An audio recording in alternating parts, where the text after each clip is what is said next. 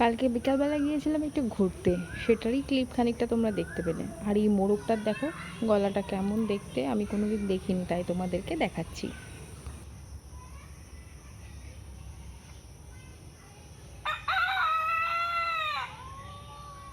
তো চলো এবার শুরু করি রান্নাবান্না। আজকে রান্নাবান্না করেছি কাঁকরোল ভাজা।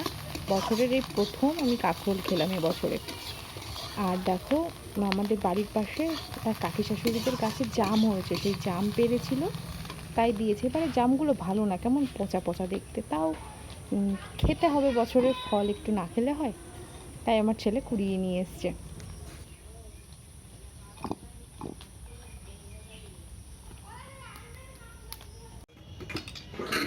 আর রান্না করবো তেলাপিয়া মাছ দিয়ে আলু দিয়ে বড়ি দিয়ে।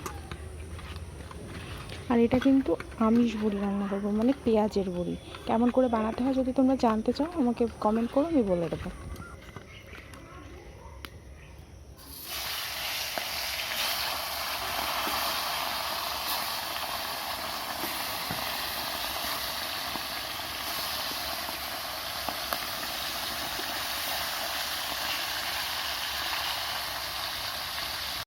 মাছ কটা ভাজতে দিয়ে এসে দেখি বড়ির কৌটোটা দেখো কোন উপরে তুলে রেখেছে, আমার হাত যাবে না, একটা লাঠি নাই কিছু দিয়ে পারতে হবে।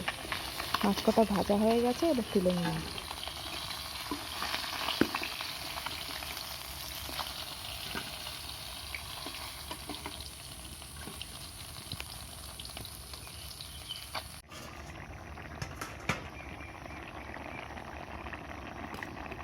রান্নাও আমার শেষের দিকে।